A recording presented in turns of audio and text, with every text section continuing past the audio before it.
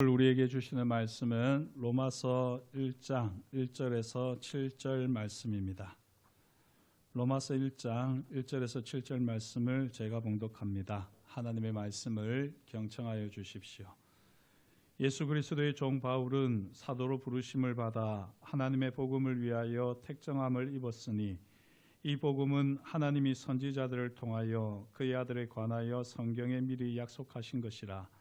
그의 아들에 관하여 말하면 육신으로는 다윗의 혈통에서 나셨고 성결의 영으로는 죽은 자들 가운데서 부활하사 능력으로 하나님의 아들로 선포되셨으니 곧 우리 주 예수 그리스도시니라. 그로 말미암아 우리가 은혜와 사도의 직분을 받아 그의 이름을 위하여 모든 이방인 중에서 믿어 순종하게 하나니 너희도 그들 중에서 예수 그리스도의 것으로 부르심을 받은 자니라. 로마에서 하나님의 사랑하심을 받고 성도로 부르심을 받은 모든 자에게 하나님 우리 아버지와 주 예수 그리스도로부터 은혜와 평강이 있기를 원하노라. 아멘. 이 말씀으로 함께 은혜를 나누겠습니다. 먼저 기도합니다. 하나님 아버지, 세상에 속한 모든 것들을 주님의 십자가 앞에 내어놓고 이 시간 주님의 말씀 앞에 씁니다. 세상에서 지치고 상하고 무너져 있는 우리의 몸과 심령을 이 시간 말씀으로 새롭게 하여 주옵시고 다시 세워주셔서 다시 한번 주님의 말씀과 함께 새로운 삶을 힘차게 열어가는 우리 모두가 되게 하여 주옵소서. 말씀을 전하는 자나 듣는 자가 성령 안에서 하나 되게 하옵시고 부족한 사람의 죄와 허물은 십자가 보혈로 덮어주옵시고 오롯이 주님의 살아계신 음성만이 말씀만이 경험되어지는 복된 시간 되게 하여 주옵소서. 우리 가운데 함께 하시고 역사하실 것을 인하여 감사를 드리오며 예수님의 이름으로 기도드립니다. 아멘. 오늘은 특별한 주일입니다. 우리를 이 세상에 보내주시고 끊임없는 사랑과 헌신으로 길러주신 부모님 은혜에 깊이 감사하는 어버이 주일입니다. 오늘 이 귀한 날 저는 김춘수님의 꽃이라는 시의 아름다운 구절로 설교를 시작하면서요, 그 의미를 통해서 우리가 받은 세 가지 부르심을 함께 생각해 보고자 합니다. 잘 아시는 김춘수님의 꽃 일부입니다. 내가 그의 이름을 불러주기 전에는 그는 다만 하나의 몸짓에 지나지 않았다. 내가 그의 이름을 불러주었을 때 그는 나에게로 와서 꽃이 되었다. 웬만하면 이 정도는 대충은 알고 있을 텐데요, 이 시구 안에는 깊은 의미가 담겨 있지요. 이전에는 그저 의미 없는 존재에 불과하지만 누군가의 부름을 통해서 특별한 의미를 갖게 되는 순간을 노래합니다. 이는 하나님께서 우리를 택하시고 부르시고 그래서 우리를 자녀 삼으신 은혜를 떠올리게 합니다. 우리는 하나님의 부르심을 통해 사도로, 성도로, 그리고 그리스도의 것으로 새롭게 태어났습니다. 오늘 말씀에서 바울은 자신을 사도로 부르심을 받은 자라고 소개하며 로마에 있는 성도들을 향해 성도로 부르심을 받은 자, 더 나아가 예수 그리스도의 것으로 부르심을 받은 자라고 선언합니다. 이 세 번의 부르심은요, 마치 씨앗이 싹을 틔우고 꽃을 피워 풍성한 열매를 맺듯 우리를 향한 하나님의 놀라운 사랑과 계획을 잘 보여줍니다. 이제 이 세 가지 부르심을 하나하나 간단하게 살펴보겠습니다.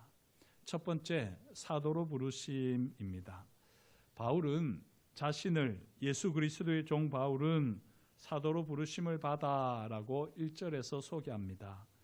여기서 사도로 부르심을 받았다는 것은 단순히 인간적인 선택이나 열정이 아니지요.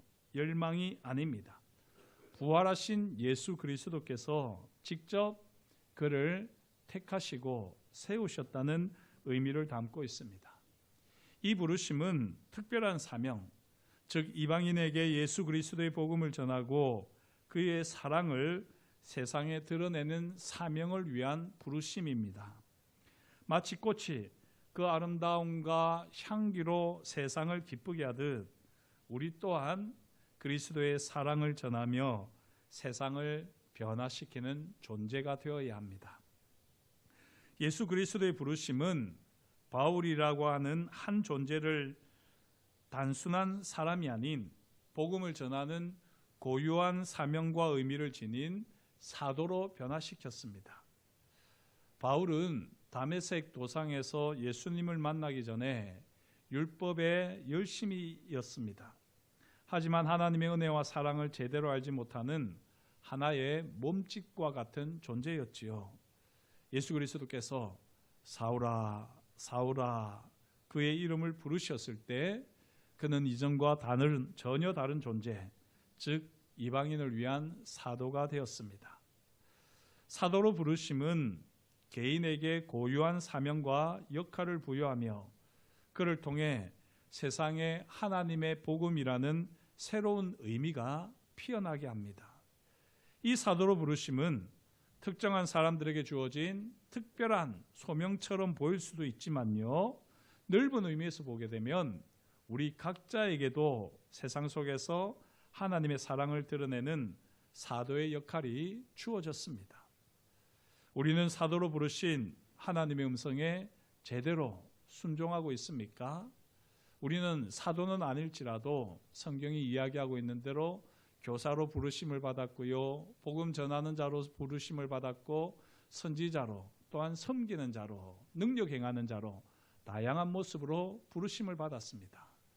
우리가 부르심을 받은 그 사명에 합당한 그리스도인으로 날마다 새로워지시기를 주의 이름으로 축복합니다. 두 번째, 성도로 부르심이 있습니다. 바울은 로마에 있는 성도들을 향하여 하나님의 사랑을 하심을 받고 성도로 부르심을 받은 모든 사람에게라고 7절에 편지합니다. 여기서 성도로 부르심을 받았다는 것은 하나님께서 그들을 죄에서 구원하시고 거룩하게 하셨다는 의미입니다. 이 부르심은 특정한 직분이나 사역에 국한되는 것이 아니지요. 목사만 성도입니까? 장로님만 성도입니까? 권사님만 성도입니까? 안수 집사님만 성도입니까? 그런 직분, 그런 사역, 거기에 국한되는 것이 아니라 예수 그리스도를 믿는 모든 사람들에게 주어진 보편적인 부르심, 그것이 바로 우리를 성도로 부르심입니다. 이 표현은 하나님께서 믿는 자들을 세상으로부터 구별하여 거룩하게 하셨다는 점을 강조합니다. 성도라는 단어 자체가 거룩한 무리라는 의미 아니겠습니까? 하나님께서 죄에서 우리를 불러내시고 예수 그리스도를 통해 우리를 깨끗하게 하셔서 하나님의 백성, 즉 거룩한 존재로 삼으셨습니다. 이 부르심은 우리의 신분 변화에 초점을 맞추지요. 우리는 더 이상 죄의 메인 존재가 아니라 하나님의 거룩한 백성이 되었습니다. 우리는 성도로 부르신 하나님의 목적에 맞게 제대로 하나님의 말씀에 순종하고 있습니까? 성도로 부르신 하나님의 그 뜻을 우리가 무시하고 외면하며 하나님의 거룩한 백성답게 살지 못하고 있는 우리의 삶의 모습이 있다고 하면 이제 우리를 성도로 부르신 하나님의 부르심 앞에 다시 한번 거룩한 백성으로서는 결단이 있기를 주의 이름으로 축복합니다. 세 번째, 그리스도의 것으로 부르심이 있습니다. 바울은 로마에 있는 성도들을 향하여 너희도 그들 중에서 예수 그리스도의 것으로 부르심을 받은 자니라 라고 6절에 밝힙니다. 바울은 은혜와 사도의 직분을 받은 사람들과 함께 로마의 성도들도 예수 그리스도의 것이라 말합니다.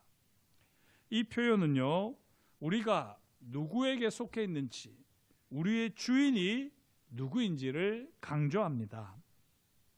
예수 그리스도의 것이라는 표현은 우리가 예수 그리스도의 소유가 되었음을 나타내는 말 아니겠습니까? 우리는 예수 그리스도의 피로 값을 치르고 사신 바 되었습니다. 이제는 우리 삶의 주인이 더 이상 우리 자신이 아니라 예수 그리스도이십니다. 이 부르심은 우리의 관계와 헌신에 초점을 맞춥니다. 우리는 그리스도께 속한 자로서 주님께 순종하고 주님의 뜻을 따라 살아가야 할 책임이 있습니다. 예수 그리스도의 것이라고 하는 이 말은 달리 표현하면 복음을 위한 부르심이라 할 수 있습니다. 바울의 사도적 부르심 자체가 하나님의 은혜의 복음을 믿어 순종하게 하는 특정한 목적을 가지고 있듯이 예수 그리스도의 것인 모든 성도는 하나님의 은혜의 복음을 삶으로 증명하는 삶을 살아야 합니다. 왜냐하면 복음은 예수 그리스도에 관한 것이고 사람들에게 구원과 영생을 제공하는 능력 있는 소식이기 때문입니다. 우리가 예수 그리스도의 것이라면 당연히 예수 그리스도에 관한 복음을 우리가 삶으로 증명해야 하는 거죠. 사랑하는 성도 여러분, 오늘 성경이 말하는 이 세 가지 부르심을 항상 기억하고 하나님의 부르심에 합당한 삶이 되시기를 주의 이름으로 축복합니다.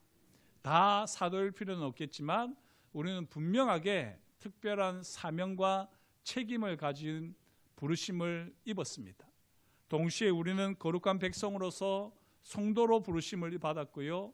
무엇보다도 우리는 그리스도의 것으로 부르심을 받았습니다.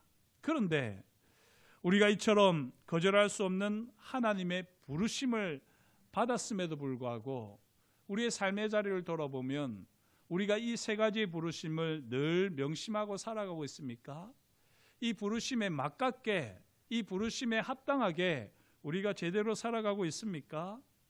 어쩌면 우리 스스로 정직하게 돌아보게 될 때 우리는 하나님의 부르심을 거절할 수 없다는 것은 잘 알고 있지만 그럼에도 불구하고 우리를 불러주신 하나님의 그 부르심에 맞게 제대로 살아가고 있지 못한 우리 자신을 발견하게 됩니다. 그리고 그렇게 우리는 우리 스스로를 고백할 수밖에 없습니다. 왜 우리는 이럴까요? 곰곰이 생각을 해보면요, 거절할 수 없는 하나님의 부르심을 받기 전에 우리는 이미 운명적인 부르심을 받은 자인데 이 부르심에 우리는 제대로 응답하지 못하고 있는 것은 아닐까 여겨집니다. 우리가 운명적인 부르심을 이미 받은 자라는 것을 제대로 깨닫지 못하는 만큼 우리는 하나님의 부르심도 제대로 깨닫지 못합니다. 요한일서 말씀을 보면 보이는 형제를 사랑하지 않으면서 보이지 않는 하나님을 사랑한다는 말은 거짓말이다 라고 분명하게 말씀합니다. 이 똑같은 말씀으로 우리가 적용할 수 있겠는데요, 하나님의 부르심을 받아서 그 하나님의 부르심에 반응하며 살아간다고 말을 하는 사람이라면 당연히 그 전에 이미 있은 부르심을 받은 자로서 살아가야 한다는 겁니다. 하나님이 우리를 부르시기 전에 우리는 누구의 부르심을 받았습니까? 바로 아버지, 어머니의 부르심을 받았습니다. 우리가 이 땅에 태어나기 전에 우리의 이름을 지으시고 우리를 부르신 분들이 바로 우리의 아버지, 어머니이십니다. 갓난아기가 제일 먼저 배우는 말이 무엇일까요? 저는 맘마를 제일 먼저 했다고 그러더라고요. 어릴 때부터 먹는 걸 너무 좋아해가지고 어머니가 깜짝 놀랐답니다. 맘마부터 이야기해서. 그런데 대부분의 사람들은 어떻지요? 대부분은 엄마, 아빠를 제일 먼저 말합니다. 나를 부르시는 당신이 누구인지 아기는 궁금합니다. 나를 부르시며 활짝 웃으시는 당신이 누구인지 아기는 궁금합니다. 나를 부르시며 항상 내 곁에 있는 당신이 누구인지 아기는 궁금합니다. 그 궁금증을 풀어주는 단어, 엄마, 아빠를 깨닫기 시작하자 아기 입에서 나오는 말이 바로 엄마, 아빠입니다. 엄마, 아빠라고 처음 부르는 이 이름은 나를 처음으로 부르신 분들에 대한 예의이자 도리입니다. 하지만 언제부터인가 우리는 나를 부르시는 아빠, 엄마가 부담스럽고 싫습니다. 그렇게 점점 우리는 나를 부르시는 아빠, 엄마를 떠나 잊고 살아갑니다. 비록 우리는 그렇게 그 이름을 잊어가지만 아버지, 어머니는 우리의 이름을 제일 먼저 부르셨을 뿐만 아니라 인생 마지막까지 우리의 이름을 부르시는 분이십니다. 요즘 사람들에게 많이 회자되는 드라마가 있지요. 1부 때는 바로 말씀하던데요. 요즘 인기 있는 드라마가 뭡니까? 폭삭소가수다라고 하는 드라마입니다. 아마 처음 들어보는 분이 계시면 정말 거룩하신 분인 것 같아요. 꼭 한번 보십시오. 꼭 보셔야지 되는 드라마입니다. 저희 세대를 주인공으로 하는 저희 부모 세대와 자녀 세대를 아우르는 이야기 아니겠습니까? 한국 현대사를 관통하는 옛 이야기에 솔솔한 마음이 들게 하는 드라마입니다. 다만 이제 많은 남자들이 주인공 관식이에 대해서 불만을 토로하잖아요. 관식이는 남자들의 공공의 적입니다. 세상에 이처럼 한결같은 사랑으로 무쇠 같은 남자가 있으려나 생각이 드는 거죠. 그런데 이 무쇠 같은 남자가요, 여리디 여린 마음을 들키는 일이 발생합니다. 건강검진을 받으면서 수면 내시경을 했는데 수면 마취 중에 진심을 쏟아냈습니다.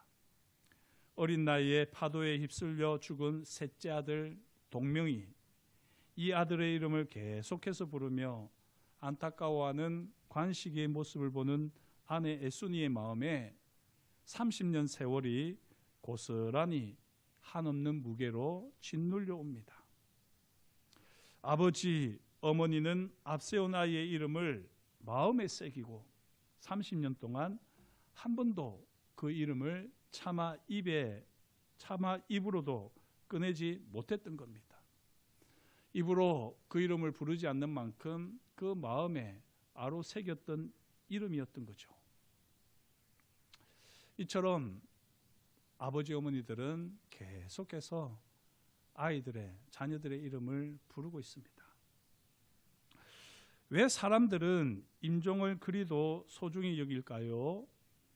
이 세상을 떠나는 아버지, 어머니가 마지막으로 마음 놓고 내 이름을 부를 수 있도록 소중한 기회를 드리기 때문은 아닐까요? 우리 아버지, 어머니는 그렇게 우리를 마지막까지 마음으로 부르시며 사랑하며 응원하십니다. 이번 한 주간은 더욱더 아버지, 어머니를 불러보시길 축복합니다.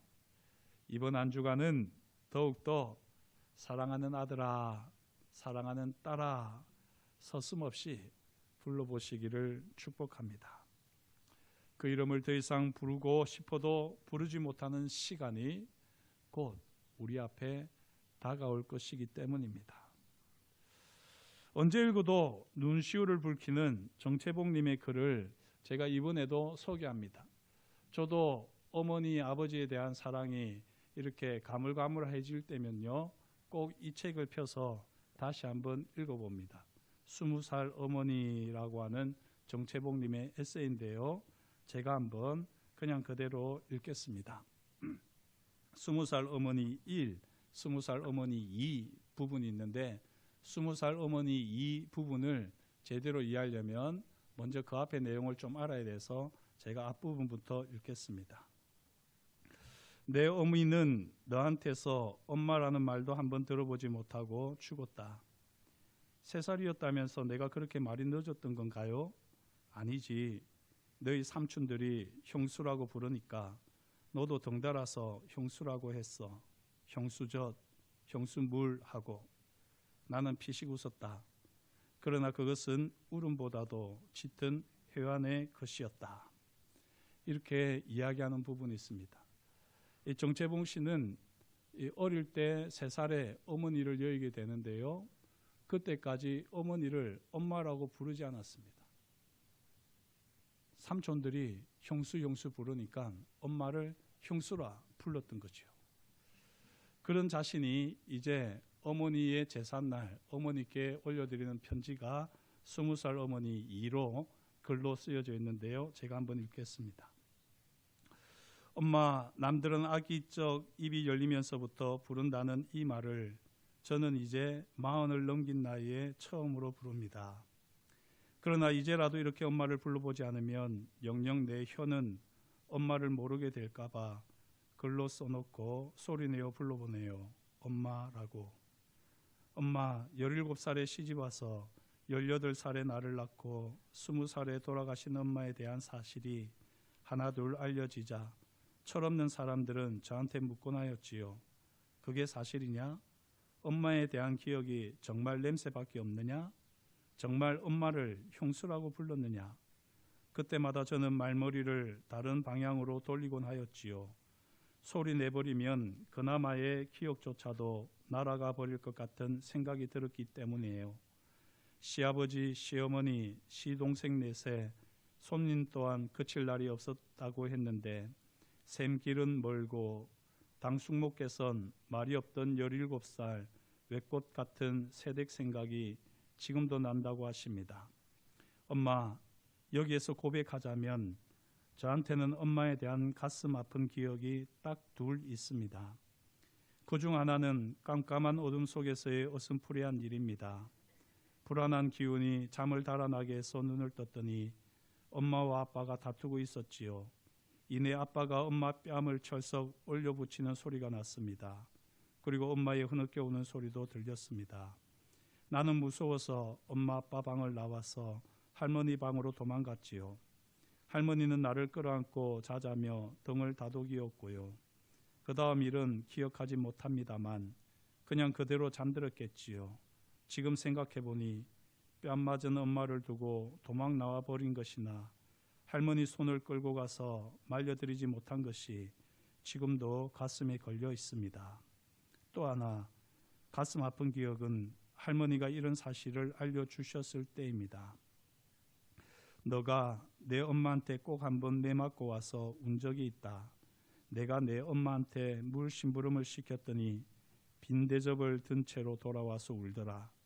왜 우느냐고 했더니 형수가 형수 물 줘 하니까 엄마라 부르라며 때려 하더라. 요즘 여자들 같으면 젊은 엄마 소리를 듣기 싫어하는데 자식으로부터 엄마 소리를 듣고 싶어 하셨으나 듣지 못하고 가신 20살 엄마, 정말 죄송합니다. 엄마께 한 가지 감사드릴 일이 있어요. 그것은 하얀 눈이 소복소복이 내리는 은력 동짓달에 저를 낳아주신 것입니다. 엄마, 하나님께서 허락해 주신다면 제가 엄마를 만나러 그쪽 별로 가는 때도 눈 내리는 달이었으면 하고 바라고 있습니다. 엄마, 끝으로 하나 고백할게요.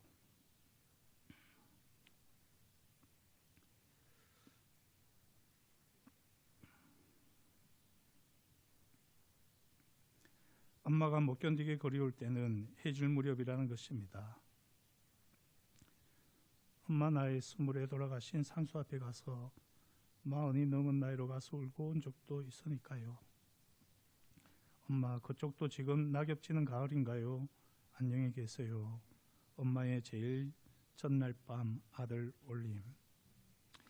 우리가 세상에 태어나 부모님께 받은 것은 우리의 이름뿐만이 아닙니다.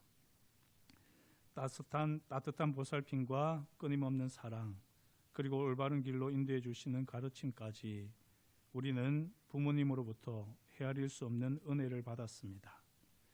마치 하나님께서 우리를 부르시고 끝까지 사랑하시는 것처럼 부모님 또한 이 세상을 떠나시는 날까지 우리의 이름을 가슴에 새기며 기도하십니다.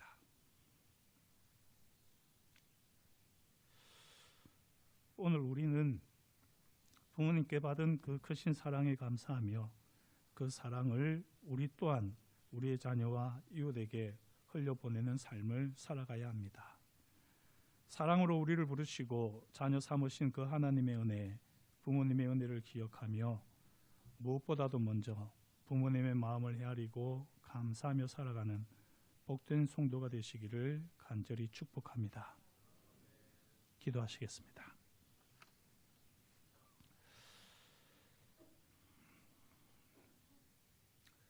하나님 아버지, 하나님께서 저희를 불러주셨지만 저희는 하나님의 부르심에 제대로 응답하지 못할 때가 참 많았습니다. 하나님의 부르심은 고사하고 아버지 어머니가 우리를 부르실 때에도 우리는 제대로 응답하지 못했습니다. 우리를 향한 기대와 소망을 가지고 사랑하는 아들아 딸아 부르시건만 우리는 우리의 관심과 우리의 즐거움과 우리의 유익을 위해서 부모님의 부르심을 외면할 때가 참 많았습니다. 부모님의 부르심에도 응답할 줄 모르면서 우리가 하나님의 부르심에 응답한다는 것은 가식이고 거짓은 아니올런지요. 하나님 아버지 앞에 우리가 온전히 그 부르심에 응답하며 순종하는 삶을 살아간다고 할진대 먼저 눈에 보이는 부모님의 부르심에 제대로 응답할 수 있는 성숙한 그리스도인으로 우리를 다듬어 주옵소서. 오늘도 주께서 주신 말씀을 따라 하나님의 부르심이 있기 전에 이미 우리를 불러주셨던 아버지 어머니의 은혜와 사랑을 기억하고 그 은혜와 사랑을 보답하며 더욱더 하나님 아버지의 은혜와 사랑에도 보답하는 삶을 살기를 소망하는 우리 가운데 하나님의 은혜와 사랑을 한량없이 부어 주시옵소서. 그렇게 일하실 것을 인하여 감사를 드리오며 예수님의 이름으로 기도드립니다. 아멘.